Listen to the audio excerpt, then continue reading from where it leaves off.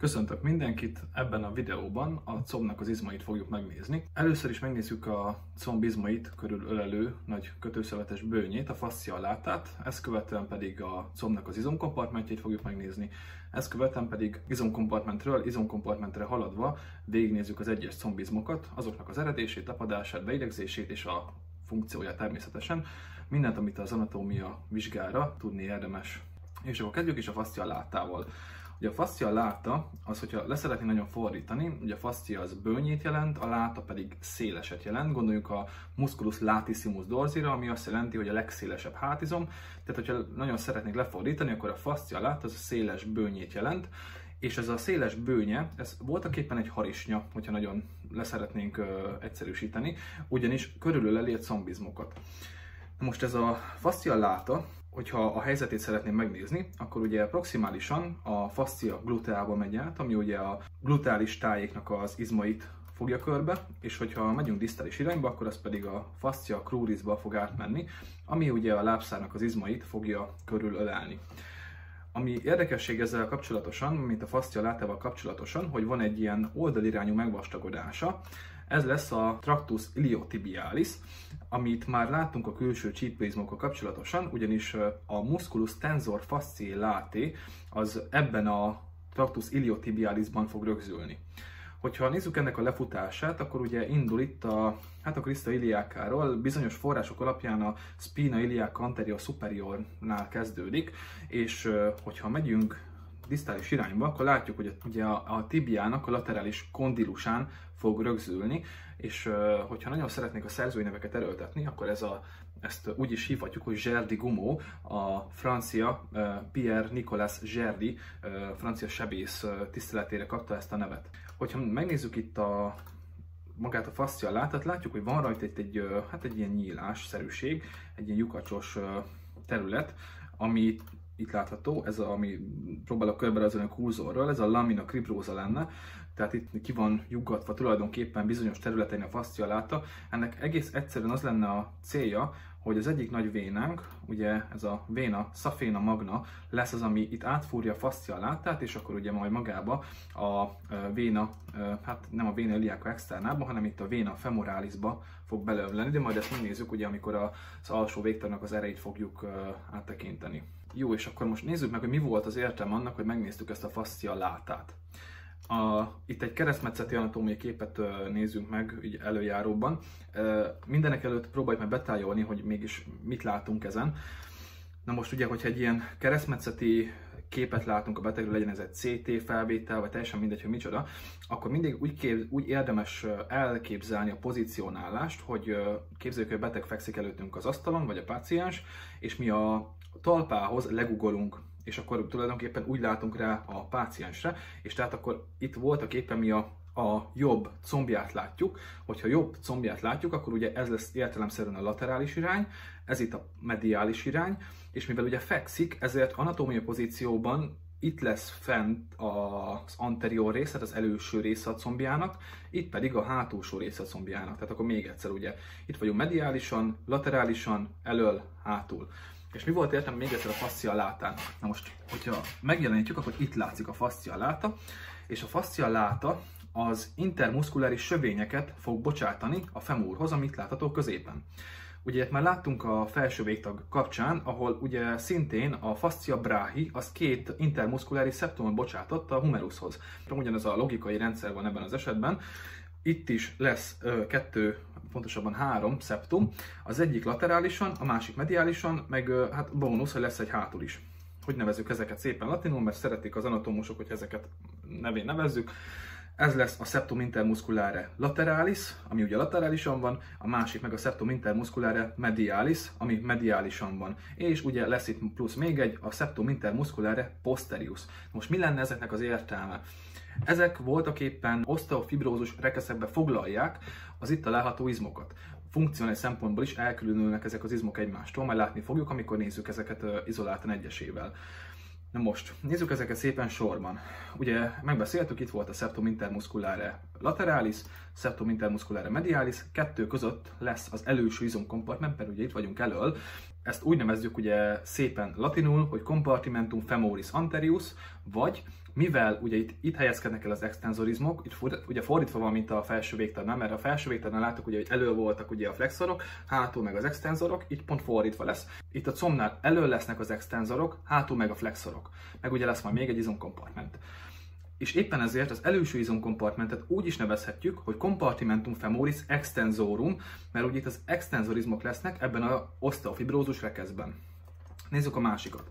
Tehát volt egy olyan is, hogy tehát volt ugye megint a septum intermusculare lateralis, és volt a septum intermusculare posterius. A kettő között is el fog helyezkedni egy izomrekesz, ezt pedig úgy nevezzük, mivel hátul van, hogy compartimentum femoris posterius, vagy mivel a flexorizmok helyezkednek itt el, úgy is hívhatjuk ezt az osteofibrózus rekeszt, hogy compartimentum femoris flexorum. Mert ugye a flexorizmok vannak itt. És ugye, hogy ne legyen olyan könnyű a dolgunk, az alsó végtag amúgy is kicsit valamiért nehezebb általában, mint a felső végtag. Egyrészt azért, mert nálunk Szegeden kevesebb idő van rá. Ugye a felső végtagra általában 5 hetet adnak, hogy megtanuljuk, az alsó végtagra meg csak 3-at, szóval kicsit nehezebb. Hogyha követjük a felső végtaggal kapcsolatos logikát, akkor talán könnyebb lehet itt is felépítenünk azt, hogy hogyan tanuljuk meg az alsó végtagot, csak ugye mások lesznek a nevek. Meg itt van még, hogy ne legyen könnyű dolgunk, egy extra izomkompartment. Ugye a septum intermusculare posterius és a septum intermusculare medialis között elhelyezkedik egy másik izomkompartment, az úgynevezett adduktor izomkompartment, ahol az adduktorizmok lesznek. Ugye tudjuk, hogy az addukció minden esetben azt jelenti, hogy van a medián szagítás középvonal, és ahhoz közelítjük a végtagot. Tehát ezek addukálni fogják ugye artikuláció coxét, és közelítik ezáltal ugye a combot, meg az alsó végtagot a középvonalhoz. És akkor nevezzük nevén, hogy hívják ezt az izomrekeszt, ez lesz a compartimentum femoris mediale, mert mediálisan helyezkedik el, vagy mivel az adduktorizmok helyezkednek itt el, ezért ezt úgy is hívhatjuk, hogy compartimentum femoris adductorum. Ezt azért is érdemes így megjegyezni, mert hogyha megjegyezzük, hogy van ez a 3 izomkompartment, akkor, hogyha megjegyezzük hozzá az idegeket, hogy melyik ideg látja el általában azt az adott izomkompartmentet, akkor nem kell egyesével bemagolnunk, hogy melyiket mi lát el. Na most nézzük ezeket sorban. Az extenzorizmokat általában a nervus femoralis látja el. Adduktorizmokat, majdnem mindegyiket a nervus obturatorius látja el, majd lesz egy kivétel, ezt látni fogjuk, mert a musculus pectineust azt az előső izomkompartment idege a nervus femoralis fogja ellátni. Tehát egy kivételt kell megtanulni, a többi az meg mindegyik nervus obturatorius. És akkor van ugye a hátulsó izomkompartment, az a flexor izomkompartment, az pedig a nervus ischiadicus látja el, és akkor majd ezzel kapcsolatban is, ezt majd ott is meg fogjuk beszélni, meg most is, hogy a magyar orvos oktatásban használt funkciós anatómia könyvben, ugye ez a Réthelyi Szentágotai könyv, az mindenképpen erőlteti azt, hogy nervus ischiadicus látja. De hogyha megnézzünk mondjuk egy nemzetközi irodalmat, és abban megnézzük, melyik ideg látja ezeket az izmokat, akkor ott már külön szedik, mert ugye tudjuk, hogy a nervus ischiadicus az két ágra oszlik, egy nervus tibialisra és egy nervus peroneus vagy fibularis communisra. Ott inkább ezt erőltetik, kell tanulni, hogy most pontosan a nervus tibialis vagy a nervus peroneus communis látja el. És akkor nézzük az első ilyen nagyobb izomkompartmentet, a mediális izomrekeszt. Na most a mediális izomrekesztről általánosságban azt kell tudni, hogy ide tartoznak az adduktorizmok, ahogy azt korábban megbeszéltük, és a fő idegük, ami ellátja ezeket az izmokat, az a nervus obturatorius lesz, és akkor már egyből meg is nézzük a kivételt, hogy melyik az, amit nem a nervus obturatorius lát el. Ugye adduktorizmok nevükből adódóan addukciót képesek megvalósítani a csípőizületben, és ugye látjuk, hogy csak a csípőizületet hidalják át, tehát csak arra képesek mozgást megvalósítani, és hát a legtöbbjük, mivel a térdizületet nem nagyon hidalja át mondjuk ez az izom, a musculus pectineus, abban valószínűleg mozgást nem fog tudni megvalósítani. De egyébként képesek lesznek ugye flexiót megvalósítani, tehát hajlítják a csípőizületet, illetve rotáló mozgást is képesek megvalósítani. Na most akkor nézzük is az első izmot, a musculus pectineust, és amúgy úgy fogunk haladni, hogy a mélyebb izmoktól felszínesebb felé. Itt ugye szemben megyünk azzal, hogy a bonzteremben látjuk ezeket az izmokat, de majd amikor egy izomkompartmentet végignéztünk, akkor utána a felszínről haladva a mély felé meg fogjuk nézni, hogy hogyan helyezkednek el ezek az izmok egymáshoz képest sorrendben. Azért, mert hogyha mondjuk a demón erre rákérdeznek, akkor valószínűleg olyan preparátummal, olyan kadaverrel senki nem fog találkozni, ahol izoláltan csak a musculus pectineus van kipreparálva. Jó, akkor nézzük a musculus pectineust. A musculus pectineus ugye az eredése az a ramus superior ossis pubisnak a pecten ossis pubisáról történik, és látjuk, hogy itt itt hátra megy, tulajdonképpen a femórnak a hátulsó felszínén fog letapadni, itt ugye a linea pectinán fog letapadni. Hogyha nézzük magának az izomnak a mozgásait, akkor itt látható, hogy mivel adduktor izom nyilvánvalóan addukciót fog megvalósítani, hogyha ezt megnézzük ugye az animációban, közelíti az alsó végtagot a középvonalhoz, tehát az artikuláció coxében egy addukciós mozgás valósít meg, de látjuk, hogy a többi adduktorhoz képest sokkal magasabban tapad. Tehát nem lesz képes olyan mértékű addukciót megvalósítani, mint mondjuk ugye a musculus adductor longus, brevis és magnus, hanem egy minimális mértékű addukciót képes megvalósítani a többi adduktorhoz képest. És valószínűleg ezért is fura a beidegzése, mert ugye a legtöbb adduktorizmot, sőt valamennyit a nervus obturatorius látja el, de ez főként a nervus femoralis látja el, és valószínűleg ezzel magyarázható ebből az eltérő funkcióból, mert nem követi a musculus pectineus olyan mértékben a többi adduktorizomnak mondjuk így a szekvenciáját. Nézzük, milyen mozgást képes megvalósítani, mediális rotációt, vagy rotáció internát, tehát befelé képes rotálni ugye a csípőizületet. Ugye azért, mert itt, hogyha próbáljuk követni a mechanikáját, és hogy néz ki, akkor ugye itt hátul tapad le a femóron. Tehát, hogyha összehúzódik az izom, akkor kifelé képes rotálni magát a femórt. És ezáltal ugye az egész kinetikus láncolatát az alsó végtagnak, így az összes többi izület arra mozdul, tehát alsó végtagban egy mediális rotáció képes megvalósítani, és túl is magyaráztuk a dolgot. Nézzük még, mit képes csinálni flexiót, ugye csípőizületet előről hidalja át, ahogy itt látható is, ezáltal hajlítani képes a csípőizületet, egy csípőflexiót lesz képes benne megvalósítani. És akkor ugye a beidegzés az, ami érdekes, ugye főként, és meg is nézzük itt a leírásban, hogy nem mondok hülyeséget, hogy itt van nervus femoralis látja el, a lumbális 2-3-as szegmentumokból, tehát főként ez látja el. De itt látható fel van tüntetve, hogy a nervus obturatorius is ad hozzá idegeket, és pontosabban rostokat.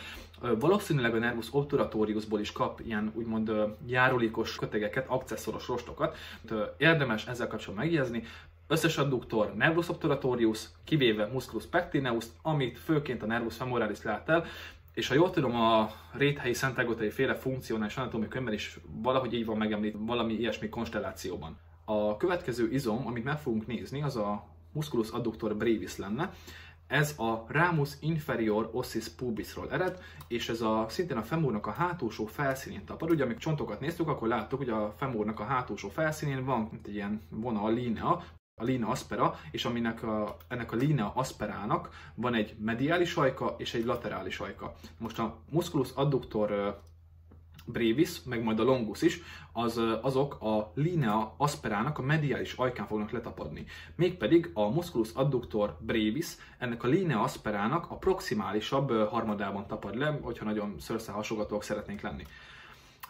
Mit tud csinálni ez az izom? Ugye, nyilvánvaló, mivel adduktor, ezáltal megnézzük még egyszer, ugye addukciót képes megvalósítani, illetve ugye mivel ez is előről hidalja át a csípőizületet, mint szinte az összes adduktor, ezáltal ez is a csípőizületben egy flexiós mozgás lesz képes megvalósítani, beidegző idege, nervus obturatorius ugyanúgy, mint az összes többi adduktornak. És akkor, hogyha megyünk tovább, akkor megnézzük, hogy mi helyezkedik el ettől szuperficiálisabban, tehát felületesebben, az a musculus adductor longus lenne.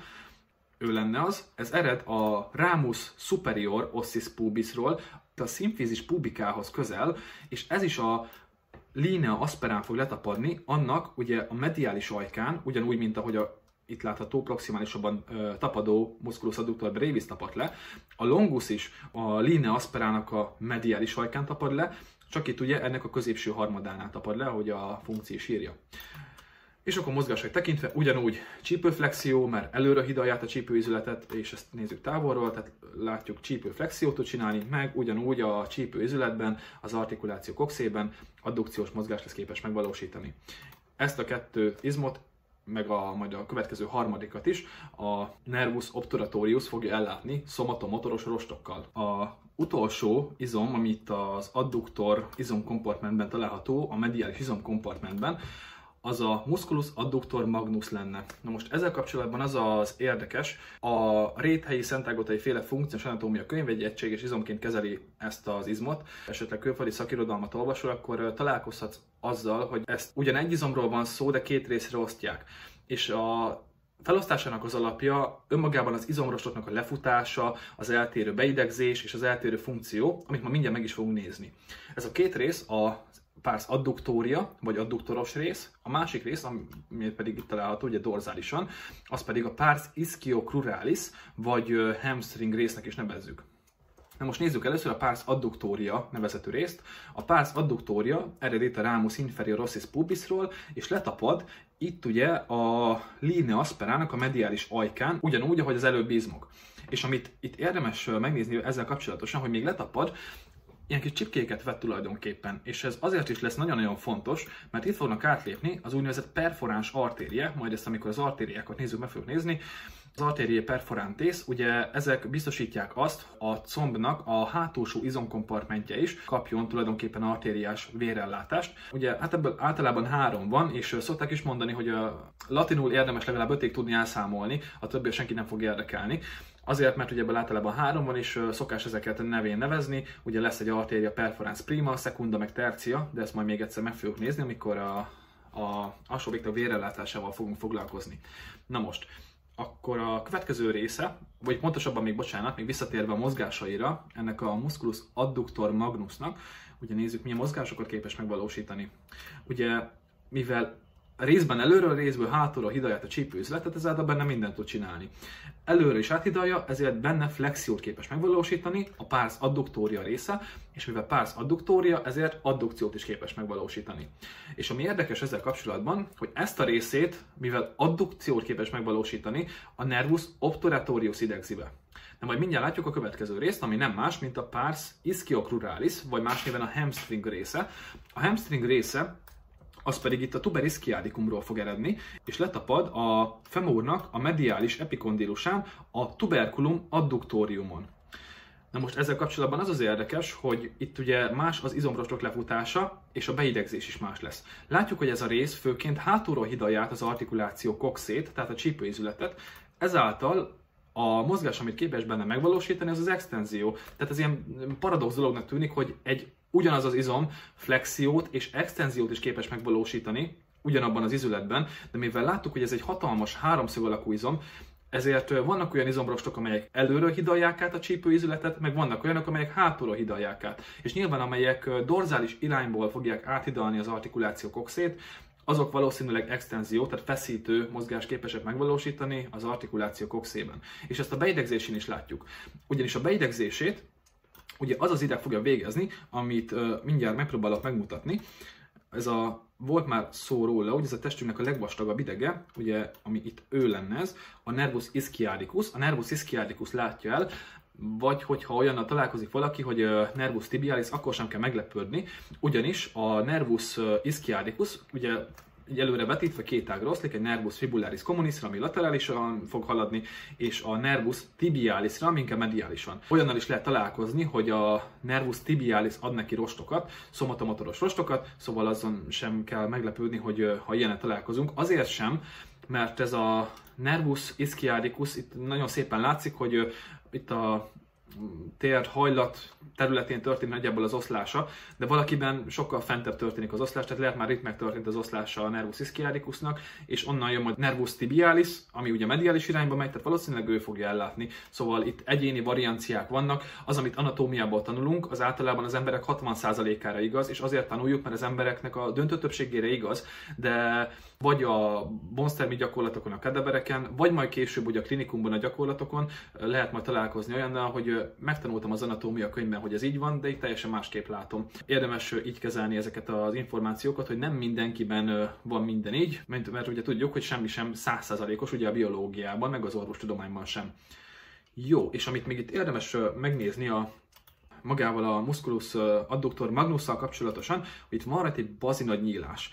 Ez a nyílás azért is lesz fontos, mert majd itt képletek fognak áthaladni nyilvánvalóan, és ezt a nyílást úgy nevezzük, hogy hiatus. Tendinous adductorius. Ugye legtöbbször, amikor tanulja az ember az anatómiát, akkor olyan, mintha nem tudom, a Harry Potterben valamiféle varázsikét mondana, és ilyenkor gondolkozom el rajta én is, hogy lehet, hogy nem is depresszióm van, hanem amikor elsős voltam és tanultam az anatómiát, akkor megnyitottam a pokolból valami kaput, és a dementor, ami feljött, akkor azóta szipolyozza ki belőlem az életkedvet, és nem is az orvosi egyetem csinálja ezt velem, de szerintem kezdek rájönni, hogy a kettő az tulajdonképpen egy és ugyanaz. Jó, és akkor most nézzük meg, hogyha a bonsztermi kadavereken látjuk ezeket, hogyan helyezkednek el ugye a rétegek egymás alatt, mármint ami az izmokat illeti. Ugye legfelületesebben találjuk a musculus adductor longust, utána következik a musculus adductor brevis, utána pedig a musculus adductor magnus. Tehát így érdemes megjegyezni, hogy longus, brevis, magnus. Meg ugye itt látjuk, hogy itt van ugye, ha megnézzük, ráközelítünk, nagyjából a adductor brevis és a longus közötti szinten tulajdonképpen a musculus pectineus, de ami a take home message talán, hogyha hirtelen nem jut eszünkbe, hogy hol ered, hol tapad, milyen funkciót csinál, így ez a ökölszabály mondjuk, hogy adductor longus, brevis és magnus, és akkor ezen nem tévedünk nagyot, hogyha beledugja a csipeszt az egyik demóztató vagy vizsgáztató a valamelyik izomba, a demón vagy vizsgán, akkor azonnal rá tudjuk vágni, hogy melyik izomról van szó, mert tudjuk ezt a sorrendet mondjuk így. És még egy izom maradt ki a mediális izomkompartmentből, ez a musculus gracilis lenne, vagy kecses izom, mert ugye belül találhat és nagyon kecses, vagy nem tudom miből jött az elnevezés. A lényeg az, hogy ez ered a ramus inferior ossis pubisról, és ez az egyetlen olyan adduktorizom, ami két izületet is áthidal, tehát nem csak a csípőizületet, hanem a térdizületet is át fogja hidalni. Letapad itt ugye a tibiának a mediális felszínén, mert ezt külön meg fogjuk nézni, ez a úgynevezett pes anserinus superficialis, vagy felületes lúrláb, mert lesz belőle majd egy mély is, de azt egy külön izom fogja alkotni, majd amikor odaérünk, akkor ezt megnézzük, és megnézzük azt is, hogy hogyan lehet megjegyezni az ide tartozó képleteket. Tehát még egyszer musculus gracilis, ramus inferior ossis pubison ered, és tapad a pes anserinus superficialisban, innerváló idege, nervus obturatorius természetesen, és akkor nézzük a mozgásait. Ugye először a csípőizülethez kapcsolódó mozgásokat nézzük meg, és pont rámentem arra, ami a térdizületben végez mozgást, tehát akkor nézzük először ezt. A térdizületben, mivel ugye mediálisan hidalja át, egy rotáció internát, vagy mediális rotációt képes megvalósítani, és akkor nézzük, hogy mit csinál a csípőizületben. A csípőizületben meg addukciót képes megvalósítani, tehát ezt a kettőt érdemes megjegyezni, meg ugye hát még itt ezt is megnézhetjük, ugye mivel kicsit hátulra hidalja át, ugye itt látható a térdizületet, ezért benne ugye egy flexiós mozgás képes megvalósítani, bocsánat, tehát akkor 3-at érdemes megjegyezni hozzá, a térdizületben 2, csípőizületben 1, térdizületben flexió és berotáció, a csípőizületben pedig addukció, azt nem nehéz kitalálni, mert ugye adduktorizom, tehát hogyha összeszedjük, hogy mely izmok tartoznak az adduktorokhoz, akkor nézzük szépen sorba. Megbeszéltük a musculus pectineust, ami ugye itt található, akkor adduktor longus, brevis, magnus, és a musculus gracilis. Tehát ez az 5 izom, mindegyiket kivételektől eltekintve a nervus obturatorius idegzibe. A vizsgálatban valószínűleg nem kell tudni, de ha megemlítitek, akkor lehet, hogy jó színben tűntök fel a vizsgáztató előtt, hogy a pars ischiochrurális részét az adduktor magnusnak, a nervus ischiadicus innervája és a musculus pectineust pedig részben a nervus obturatorius és részben a nervus femoralis látja el. Ezek a kivételek. Az összes többi izomnál, ha jól emlékszem, nem lesznek ilyen kivételek, ami a másik két izomkompartmentet illeti. És akkor ennyit a mediális izomkompartmentről. És akkor nézzük a következő izomkompartmentet, az anterior izomkompartmentet, ahol az extenzor izmok helyezkednek el. Ugye szépen latinul úgy neveztük ezt az izomkompartmentet, hogy compartimentum femoris extensorum, vagy compartimentum femoris anterius. És ugye nevében benne van egy extenzor izomkompartment. Mit csinálnak? Ezek az izmok legfőképpen a térdizületben extenziót valósítanak meg, tehát hogyha ilyen ökölszabályként meg lehet jegyezni, hogyha semmilyen mozgás nem jut eszünkbe, akkor legalább azt mondjuk, hogy ez az izom, ami valószínűleg extenziót csinál, kivéve, itt is lesz kivétel sajnos, a musculus sartorius, ami nem képes extenziót megvalósítani a térdizületben. A beidegzést tekintve szerencsére nem lesz kivétel, mindegyiket a nervus femoralis fogja ellátni. És akkor nézzük az első izmot, a musculus sartoriust, ami ilyen, hát keresztbe fut tulajdonképpen a combon, szóval nagyon-nagyon könnyű felismerni, meg úgy általánosabban a combizmokat könnyebb felismerni, mint mondjuk a felső végtagon az alkarnak az izmait, mert ezek bazinagyizmok, és könnyű betájolni, hogy melyikről van szó. ered a musculus sartorius a spina iliaca anterior superiorról, és ugye letapad itt a tibiának a laterális kondilusánál, a pes anserinus superficialison fog letapadni ő is. Tehát már 2 izmot tudunk, amit tapad le, a pes anserinus superficialison, a musculus sartorius, illetve az előbb említett musculus gracilis is itt fog letapadni. És akkor nézzük, hogy milyen mozgás képes megvalósítani a musculus sartorius. Ugye képes lesz, ugye térben extenziót nem csinál, de látjuk, hogy áthidalja mind a csípőizületet, mind a térdizületet, mind a kettőben fog mozgást megvalósítani. Nézzük, mit csinál a csípőizületben. Ez is képes egy minimális addukciós mozgást megvalósítani, ahogy az adduktorizmok. A csípőizületben képes laterális rotációt megvalósítani, tehát kifelé rotálja a csípőizületet. Ugye akkor látjuk, hogy mikor aktív az izom, amikor itt sárgán világít, tehát most nem, és most, amikor kifelé rotáljuk, tehát nem most, hanem most lesz aktív. Tehát ebben a pillanatban, amikor kifelé rotáltuk. Térdizületet is áthidalja, ott viszont nem laterális rotációt, nem kifelé rotációt, nem rotáció internát végez, hanem pont befelé történő rotációt, rotáció mediálist végez, ami itt látható is. Illetve még képes ugye a csípőizületben flexiót is megvalósítani, mert ugye előről hidalja át a csípőizületet, tehát azt képes hajlítani. Tehát akkor 3 csípőizületi mozgás, 1 térdizületi mozgás, a csípőizületben képes flexiót, addukciót megvalósítani, és itt laterális rotációt, a térdizületnél meg mediális rotációt. Tehát akkor jegyezzük meg úgy, hogy fent laterális rotáció, lent meg mediális rotáció.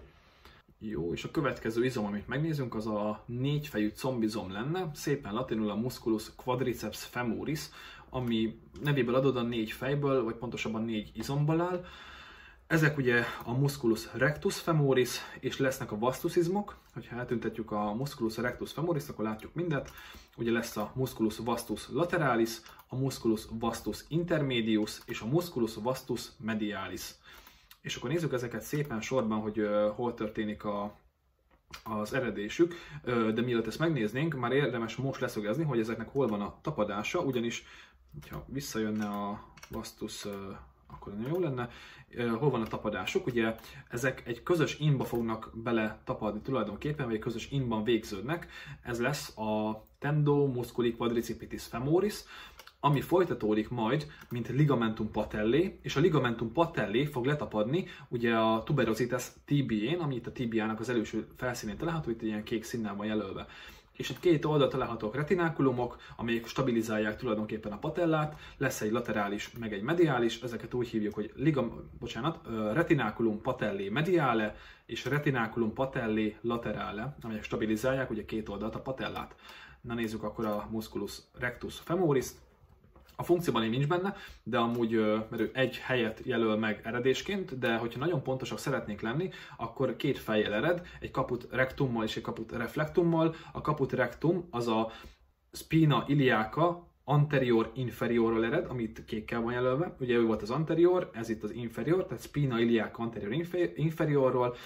És a caput reflectum pedig itt az acetabulum felett található területen ered, ami ugye ez a sulcus supraacetabuláris lenne. Tehát caput rectum spina iliaca anterior inferiorról, caput reflectum acetabulum felett, ha pontosak akarunk lenni, akkor ez lesz a sulcus supraacetabuláris.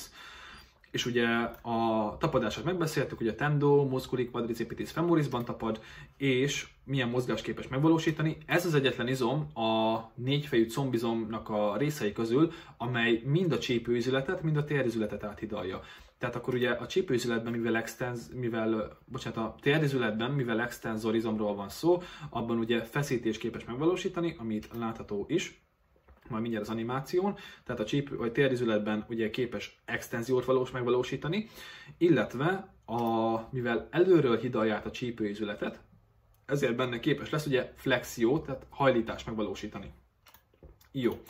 És az összes többi quadriceps izom, tehát a vastusok, azok mindegyike csak a térdizületet hidalja át, tehát csak abban fognak extenziós mozgást megvalósítani, és ugye a konditeremben szoktak lenni nagyon jó gépek, amikkel a quadriceps izmot lehet ezáltal ugye edzeni.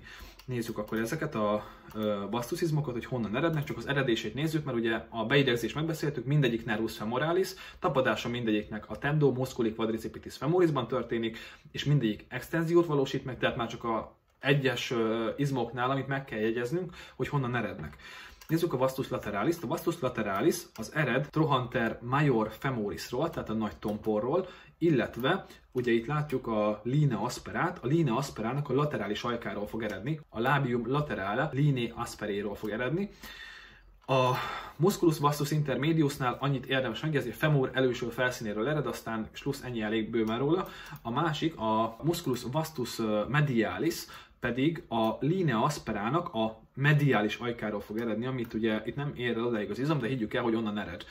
És ugye mindegyik, tehát tendo musculi quadricipitis femorisban tapad, és akkor ezzel le is tudtuk ugye az előső izomkompartmentnek az izmait, tehát a compartimentum femoris extensorum izomkompartmentjét, hogyha megjelenítjük az összes izmot, amit ugye combizmokkal kapcsolatban megemlíthető, megnézzük, hogy melyik tartozik az extensorizmokhoz, akkor itt volt ugye a musculus sartorius, a musculus quadriceps femorisnak a 4 része, a musculus rectus femoris, a musculus vastus lateralis, intermedius és medialis, és akkor ennyit érdemes tudni az extensorizmokról.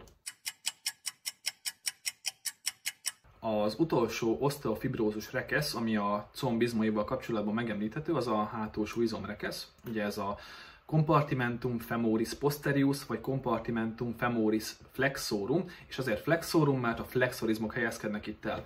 Na most általánosságban, amit lehet róluk tudni, ugye a mozgásokat tekintve, mert flexorok, ezáltal flexiót valósítanak meg a térdizületben, mert ugye hátulról hidalják át, hogyha így biomechanikailag bele akarunk menni, és lesznek olyanok, amelyek ugye áthidalják a csípőizületet is, és mivel a csípőizületet hátulról hidalják át, azt benne nem flexiót, hanem extenziót valósítanak meg. Tehát akkor csípőizületben extenzió, térdizületben flexió, ezt a kettőt érdemes megjegyezni nagy vonalakban, és a beidegzésüket a nervus ischiadicus fogja megvalósítani, ami a nagy általánosságot illeti. Ugye nézzük, melyik izmok tartoznak ide.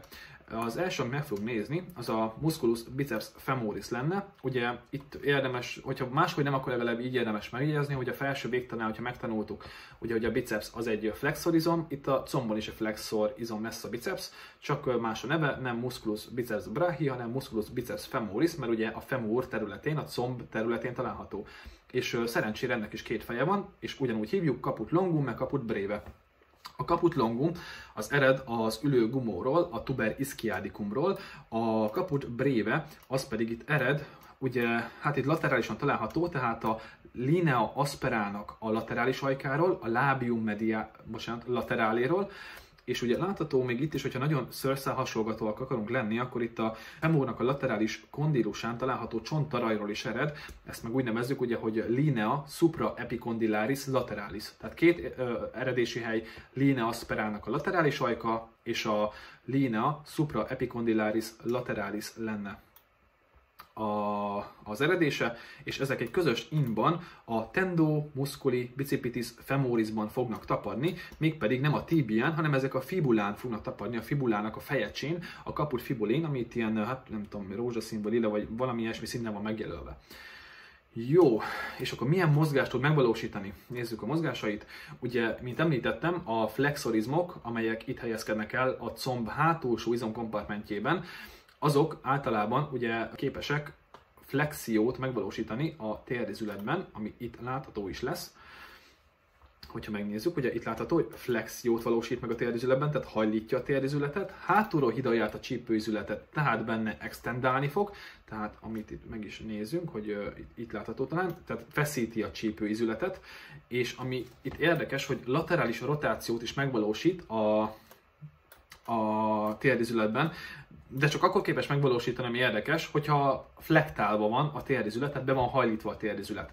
Ugye azért, mert ugye ilyenkor a biomechanikailag, ha bele akarunk menni, akkor ilyenkor ugye a biceps femorisnak az ina, az a tibiának és a fibulának ugye a hátulsó laterális oldalán fut, így a húzás az voltaképpen a kifelé, tehát laterális irányba fogja rotálni a lábszárat, tehát a tibiát a combcsonthoz képest, hogyha ezt így lehetett követni, de ha nem, akkor a lényeg az, hogy hajlított tér mellett laterális rotációt képes megvalósítani még a biceps. Tehát 3 mozgás, csípő extenzió, tér flexió és flektál térdizület esetében laterális rotáció. Ezt a 3-at bőven elég tudni.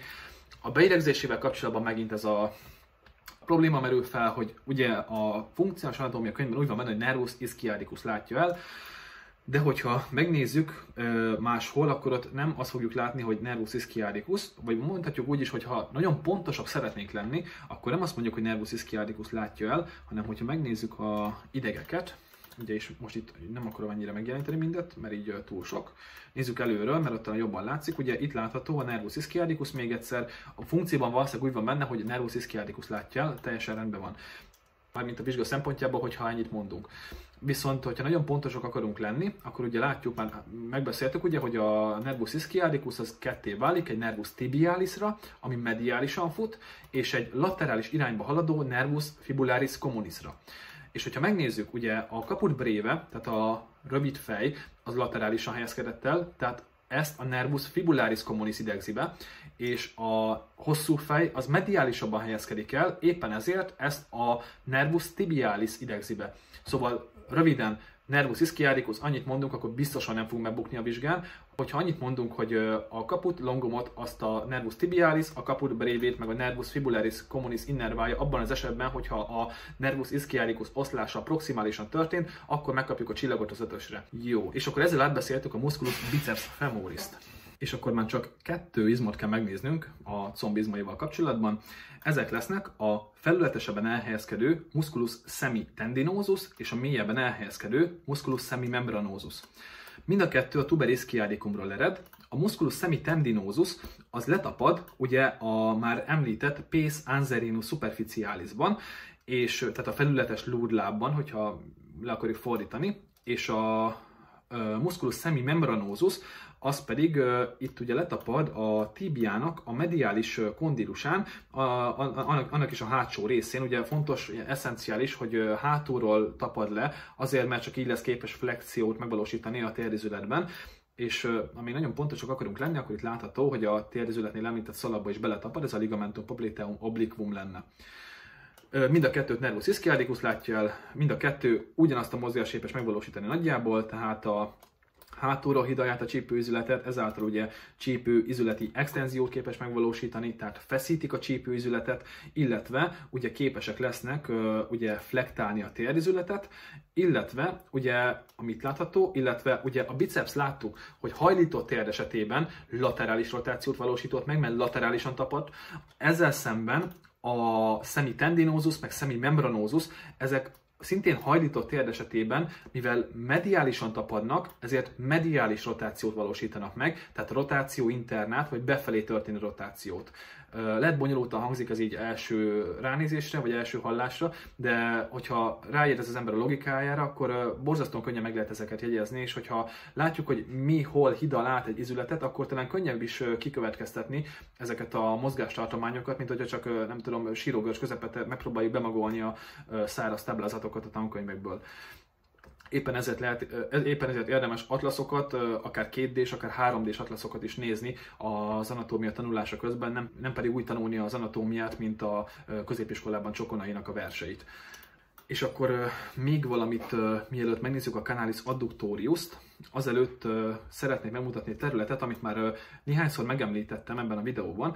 Ez ugye a pes anserinus superficialis lenne, vagyis a felületes lúdláb, ami vizsgán előszeretettel kérdeznek az anatómusok, hogy mik alkotják a pes anserinus superficialis-t, és akkor fel kell tudni sorolni, hogy ez a musculus sartorius, a musculus gracilis és a musculus semitendinosus. Hogy lehet könnyen megjegyezni? Ezt kétféleképpen is meg lehet jegyezni. Az első, amit lehet mondani vizsgán, a másikat meg léci ne. Az első az lenne, hogy lehetne megjegyezni, ő itt Misi, aki egy karcsú, szabó inas lenne. Ugye, és ebből, hogyha végigkövetkeztetjük, ha van mondjuk kidolgozási időnk a szigorlat közben, akkor le tudjuk ebből vezetni. Ugye karcsú, az utal a gracilisre, mert ez egy karcsú izom, itt látható bent. A másik, az a sartorius lenne, az a szabóra szeretne asszociálni, mégpedig azért, mert ezt úgy is hívták, meg hívják ezt az izmot, hogy szabóizom, azért, mert ez a musculus sartorius képes egyszerre a csípőizületben flexiót, meg a térdizületben is flexiót megvalósítani. Ugye miért? Azért, mert előről hidalja át a csípőizületet, hátulra a térdizületet, tehát mind a kettőben flexiót valósít meg, és ugye a szabóknak van egy jellegzetes pozíció, hogy szoktak ülni, amikor mind a térdizülete, mind a csípőizülete be van hajlítva, éppen ezért különösen fejlett bennük ez az izom.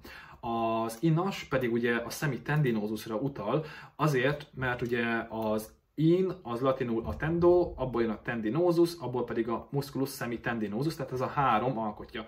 A másik, amivel meg lehet jegyezni, és én bevallom, ezzel jegyeztem meg, mert ez valamiért hamarabb eszembe jut, mint a karcsú Szabó Inas, és akkor ezekből asszociálgatni, hogy mi micsoda, az nem más, mint a túlélő könyvben is, hogyha valaki olvas ilyet emlegetett, kreatív orvostan hallgatók által kreált mozaik szó, a szartenger.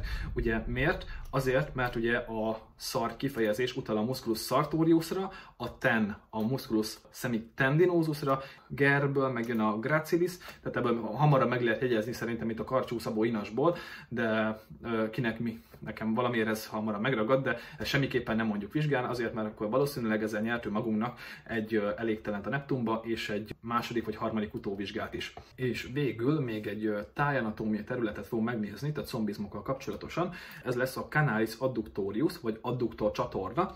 Ennek a falait érdemes először is, vagy a határait érdemes először tisztázni. A laterális falát alkotja a musculus vastus medialis, a laterális falát a musculus adductor longus, illetve az itt látható musculus adductor magnus alkotja, felül pedig a bizonyos részeit a musculus sartorius fogja adni, és a kimenete pedig a fossa poplitába történik, a musculus adductor magnus során ismertetett canalis adductoriuson keresztül, vagy hiatus tendineus adductoriuson keresztül történik és azon van a kijárat. Miért jelentős ez? Azért, mert ebben ér és idegképletek fognak haladni, és mindjárt megnézzük, hogy pontosan melyek ezek. Ugye itt fog haladni a laterálisan elhelyezkedő és arteria iliaca externának a folytatása, az arteria femoralis, a vena femoralis, ami ugye mellette fut, mediálisan, és a nervus femoralisnak az egyik ága, a nervus saphenus fog ezen a területen áthaladni, tehát a canalis adductoriuson áthaladni. És ha megnézzük a fossa poplitában hogyan folytatódnak ezek, ott már máshogy hívjuk, ugye lesz belőle a vena femoralist, itt már úgy hívjuk, hogy vena poplitea, az arteria femoralist meg úgy hívjuk, hogy arteria poplitea, mert a fossa poplitea vagy térhölle területére kerültek ezek. És ugye itt nem látjuk a nervus saphenust, azt majd, amikor az idegeket fogjuk megnézni, akkor megnézzük, hogy hova vándorolt. Köszönöm a figyelmet, és jó tanulást kívánok!